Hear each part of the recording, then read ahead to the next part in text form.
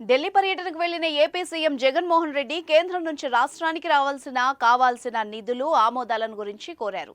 PM మోదీని, central minister Nirmala సీతారామన్ను కలిసిన CM ఎన్నో పెండింగ్ అంశాలను వాళ్ల ముందుంచినట్టు తెలుస్తోంది. అవేంటో ఇప్పుడు చూద్దాం. గజం కేవలం 23,000 రూపాయలతో 165 గజాల భూమి కేవలం 38 లక్షలు మాత్రమే. సీఎం జగన్ ఢిల్లీలో శుక్రవారం మధ్యాహ్నం ప్రధాని నరేంద్ర మోదీతో భేటీ అయ్యారు. ప్రధానికి శాలువా కప్పి సత్కరించారు. ఆయనకు వెంకటేశ్వర స్వామి ప్రతిమను బహూకరించారు.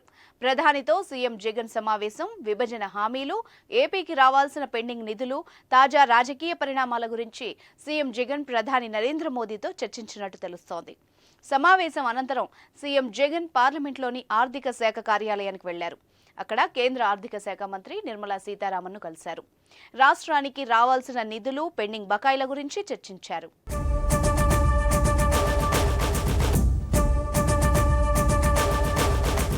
పార్లమెంట్లోని ప్రధానమంత్రి కార్యాలయంలో ప్రధాని మోడీతో సీఎం వైఎస్ జగన్ శుక్రవారం భేటీ అయ్యారు. రాష్ట్రానికి సంబంధించిన పలు అంశాలపై చర్చించారు.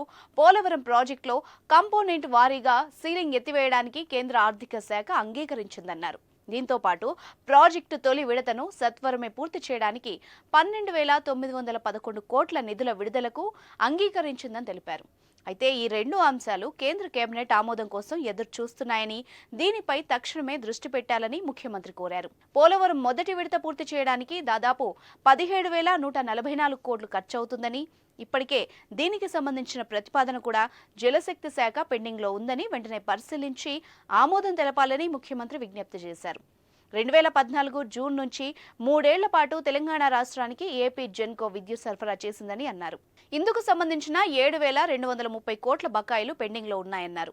వెంటనే వీటిని చెల్లించేలా చూడాలని సీఎం కోరారు.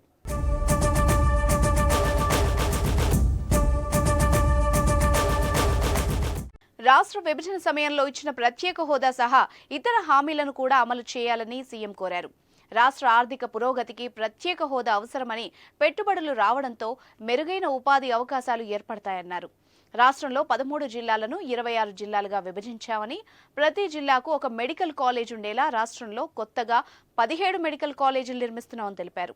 ఇప్పటికే కొన్ని కాలేజీల్లో తరగతులు కూడా ప్రారంభమయ్యాయని ప్రధానమంత్రి దృష్టికి తీసుకెళ్లారు. కాలేజీల ఏర్పాటుకు సంబంధించి తగిన సహాయ సహకారాలు అందించాలని సీఎం విజ్ఞప్తి చేశారు. విశాఖ నగరాన్ని భోగాపురం ఇంటర్నేషనల్ ఎయిర్పోర్ట్తో అనుసంధానించేలా ప్రతిపాదించిన భోగాపురం, భీమిలి, రిషికొండ, విశాఖ పోర్టులను కలిపే 55 కిలోమీటర్ల 6 లేన్ల రహదారికి సహకారం అందించాలని కోరారు. విభజన చట్టంలో పేర్కొన్న విశాఖపట్నం, కర్నూలు హైస్పీడ్ కారిడార్ను వయా కడప మీదుగా బెంగళూరు వరకు పొడిగించాలని విజ్ఞప్తి చేసిన సీఎం, దీనిపై తగిన పరిశీలనలు పూర్తి చేసిన ఈ ప్రాజెక్టు సాకారం అయ్యేలా చూడాలని జగన్ కోరారు.